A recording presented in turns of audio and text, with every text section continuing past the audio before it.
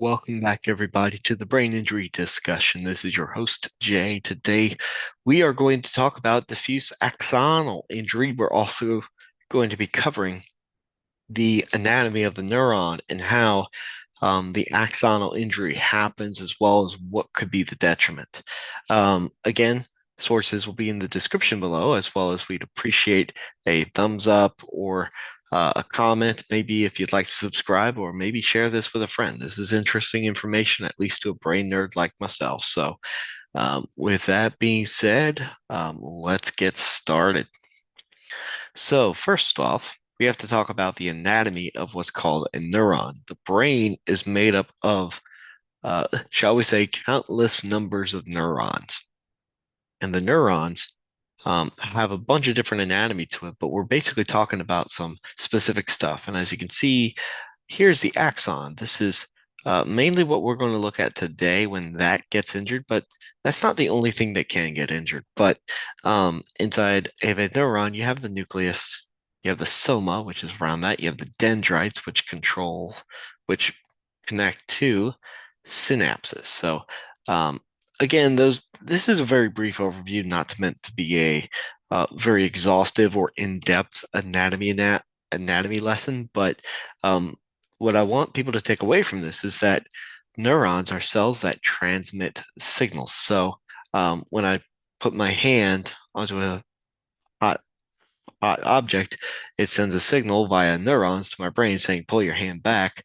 That's too hot. So to and from. Again, the axons, that's kind of the highway which these signals are transferred. So think about it as a road. Think about it as that infrastructure that allows that information to go extremely fast into the brain or from the brain.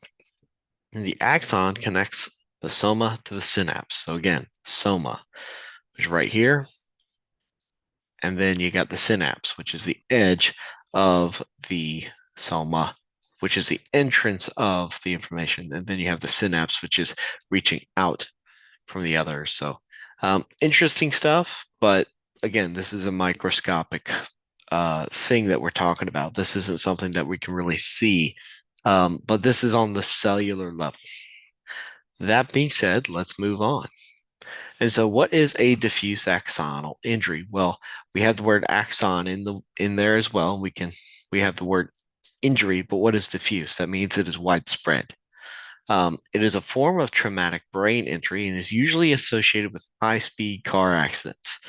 Again, there's a difference between a NASCAR driver who's wearing a helmet, who's very tightly buckled into their seat, who has like that extra rigid frame, um, getting into a crash, than someone who maybe is driving that 94 Honda Civic that has paper thin walls.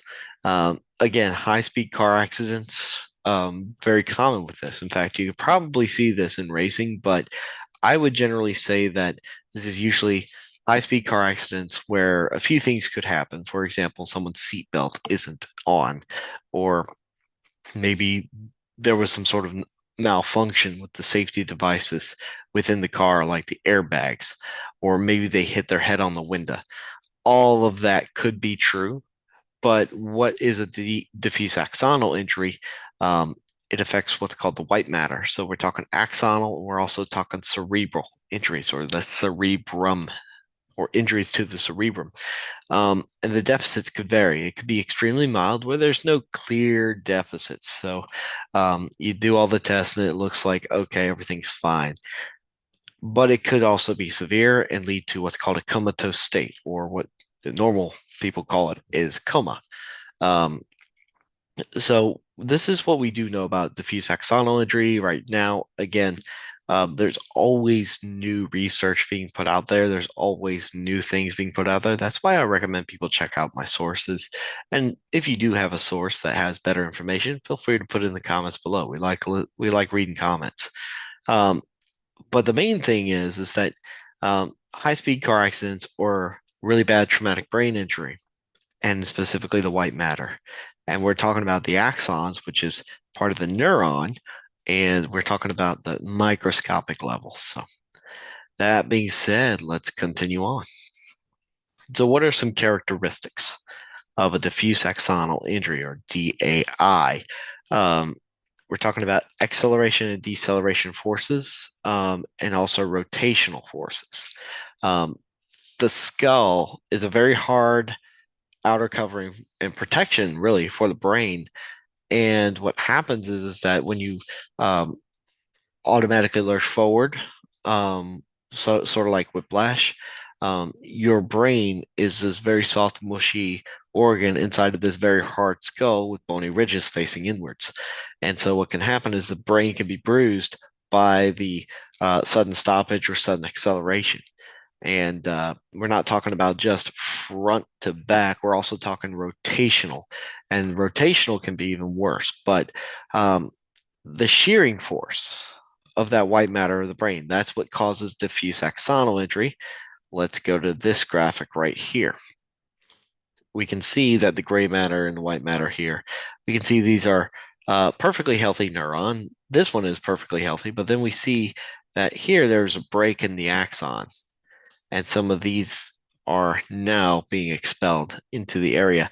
Um, and so that break right there is what's called an axonal shear. So this is a deep tissue injury, but it can affect other tissues. It can affect other surface tissues, but it's within the skull and is usually a closed, non-penetrating type of trauma. Um, but this is cellular damage nonetheless. And I think that's something we need to take with us when we think about an axonal injury. Well, could have been hit, could have been, the concussion coup or contra coup, acceleration, deceleration, and it could also be that rotational force, especially from, like, let's say, that very high speed car accident. And what happens is that, yes, these axons will then shear and they will break and it will cause cellular damage. So with that being said, let's continue. I know this is kind of detailed and in the weeds, but hang in there with me. So there is a prevalent link between the traumatic brain injury, diffuse axonal, and degenerative brain disorders. And you might be saying, well, Jay, you've already talked about traumatic brain injury, and maybe it is linked to dementia, Alzheimer's. Well, even though we're brain injury, and I know that degenerative isn't necessarily a brain injury, but if we look at the um, kind of the longitudinal aspects to it, um, we can see that there's a difference between the bottom brain and the top brain. And we can see that there's different kinds of atrophy there just by this scanning here. I believe it's a SPECT scanning.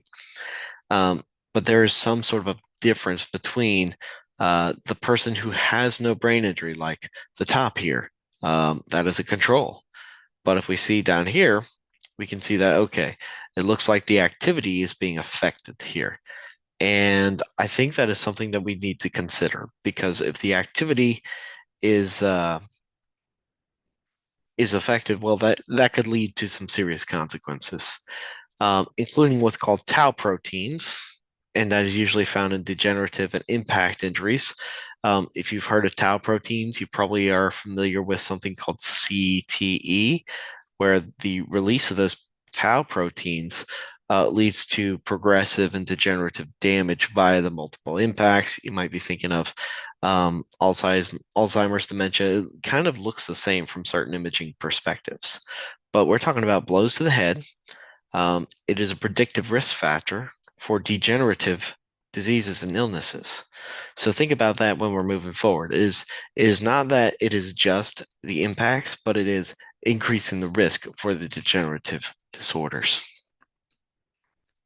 So what does this leave me as the brain injury case manager to think about to conclude? Well, first, blunt force trauma can lead to severe damage, even on the cellular level. It doesn't have to be uh, glamorous or obvious, especially considering that some people might have penetrating trauma, some people might have other forms of trauma. This is still trauma nonetheless, especially if it was a high-speed car accident. And it can be severe, even if on a cellular level. So we can't just look at the brain as a whole. We also need to look at the cellular level of the brain. We can't forget that, um, because it might not necessarily show on certain kinds of imaging. So keep that in mind, that if someone has had something along the lines of a diffuse axonal injury, um, there might be some sort of cellular damage that doesn't necessarily always appear in certain types of imaging. In fact, you might want to recommend, might lead someone to ask, "Hey, can I get a SPECT scan?" And so, think about it not just on the whole side, but also on the cellular side. Still can be treated, but is still a traumatic brain injury. But prevent it. Prevention, but know it exists. Prevent the injury before it happens. Again, high-speed car crashes is a big cause of this, and you don't have to drive above the speed limit, or you don't have to drive extremely fast. If you're running behind, you got to leave early. If you're running behind, you might want to um, either leave earlier. I'd rather someone get there late than never arrive at all. And when you think about diffuse axonal injury, it might be better to slow down and to drive responsibly, drive safely. And if not for you, um, maybe for other people that are on the road.